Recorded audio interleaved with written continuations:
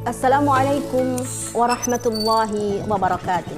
Sobat pelatihan yang mudah-mudahan selalu dibunahkan urusannya, kita akan lanjut pada materi berikutnya, yaitu tentang apa sih sebenarnya komponen yang akan kita pahami di dalam bahasa Arab. Komponen di dalam bahasa Arab ini ada beberapa hal. Yang paling penting akan kita sebutkan di sini adalah satu, kompetensi atau kemahiran berbahasa. Ini mutlak harus kita ajarkan. Kemudian di dalam kompetensi berbahasa itu, di dalam maharah lugawiyah itu, kita juga tidak bisa menafikan beberapa hal yang menyertainya, yaitu tentang unsur bahasa, atau dalam bahasa Arab kita mengenalnya dengan istilah anasir lugawiyah. Apakah anasir lugawiyah di dalam kurikulum Merdeka ini kemudian diajarkan secara terpisah? Tidak. Anasir lugawiyah yang diajarkan di dalam kurikulum Merdeka ini adalah yang dibutuhkan. Bukan kita kemudian istilah linguistiknya adalah tartibnya itu adalah tartib mantiki, tidak, tetapi tartibnya adalah fungsional, atau kita istilahnya adalah tartib wadhifi, sesuai dengan apa yang dibutuhkan di dalam pembelajaran itu. Misalnya kita membutuhkan teks apa, gramatikal apa di dalam teks naratif, itu yang kita ajarkan. Bukan kita urutkan dari ma huwa al-kalam, ma aksamul kalam, tidak. Tetapi yang kita ajarkan di dalam ini adalah sesuai dengan teks. Berikutnya yang tidak kalah penting, bagaimana kita bisa mencapai kompetensi budaya. Di sini ada topik yang kita akan kaji sesuai dengan kebutuhan kita untuk mencapai kompetensi budaya. Demikian juga tentang ungkapan komunikatif. Kenapa ini penting untuk dipandu? Karena salah satu kekurangan belajar bahasa Arab di Indonesia ini adalah ungkapan-ungkapan komunikatif yang sesuai dengan bagaimana orang Arab bertutur. Sobat pelatihan yang berbahagia, untuk elemen capaian pembelajaran kita akan berfokus kepada 6 kompetensi atau 6 maharah lugawiyah. Baik itu menyimak, kemudian kita juga membaca, kemudian memirsa, berbicara, ataupun kita menulis dan mempresentasikan. Masing-masing dari elemen capaian ini ada deskripsi kompetensinya. Menyimak, kita mampu memahami, mengidentifikasi, menginterpretasi, baik itu fakta, ide, ataupun urutan peristiwa yang diperdengarkan kepada kita. Selanjutnya, sobat pelatihan, pada kompetensi berbicara, kita akan membekali anak didik bagaimana mencapai satu deskripsi kompetensi, yaitu kemampuan menyampaikan pesan singkat, mengajukan pertanyaan, mengkomunikasikan informasi pada topik-topik tertentu, dan bagaimana kita menyajikan pendapat dengan tepat, fasih, terampil, efisien, dan efektif sesuai dengan budaya bahasa target. Kata kuncinya adalah sesuai dengan budaya target. Selanjutnya, sobat pelatihan, kita juga akan masuk kepada maharah yang berikutnya, yaitu membaca dan memirsa. Ini mungkin poin baru bagi kita. Pada kurikulum sebelumnya, kita belum menyebut istilah memirsa. Tetapi dalam konteks pembelajaran sekarang, kompetensi memirsa atau keterampilan memirsa, dalam bahasa Arab kita sering menyebutnya, istilahnya adalah viewing, maharatul musyahadah. Ini adalah sebuah kebutuhan mutlak. Kemudian pertanyaannya, apa sih sebenarnya yang membedakan antara membaca dan memirsa?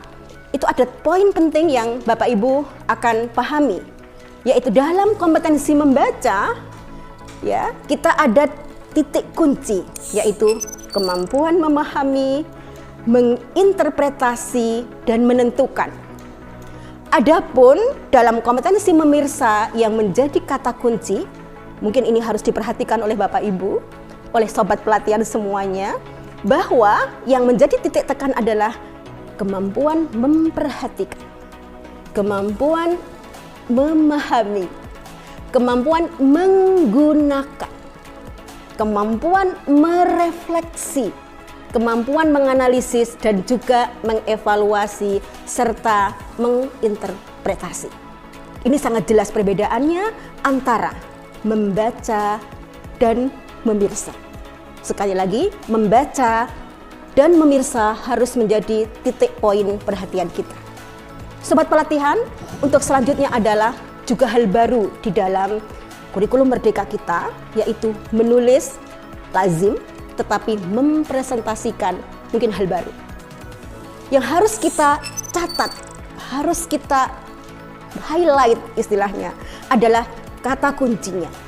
Kalau menulis, kita kemampuan menuliskan dalam bentuk kata dan ungkapan, tetapi mempresentasikan ini adalah kemampuan kita bagaimana tidak sekedar menulis.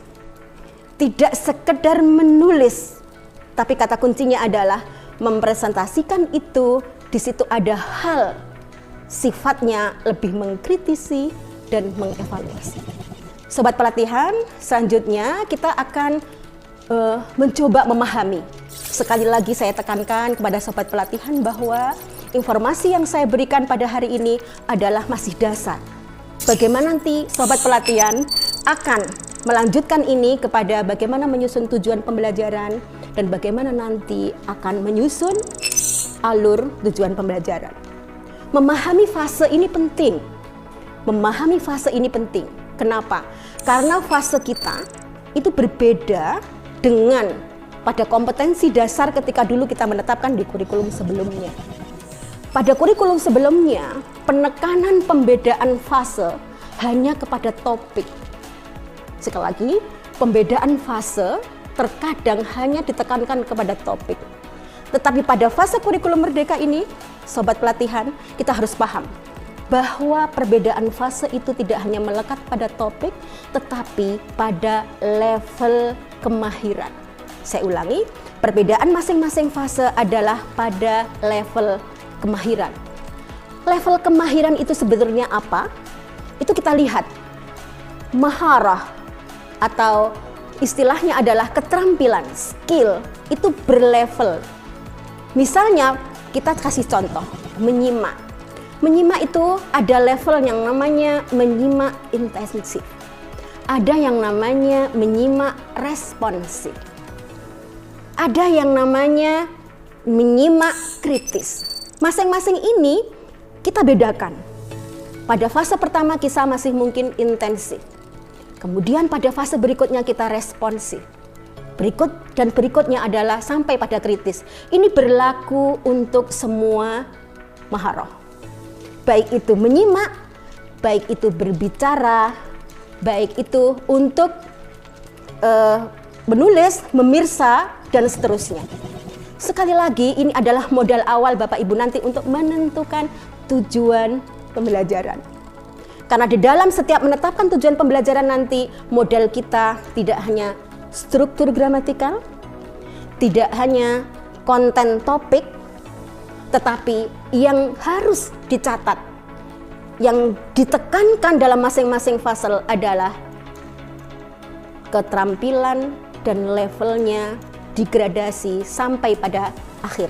Dan itu kita harus ikuti step by step by step sampai mencapai level yang kita inginkan. Terima kasih, sampai jumpa di pertemuan berikutnya. Assalamualaikum warahmatullahi wabarakatuh.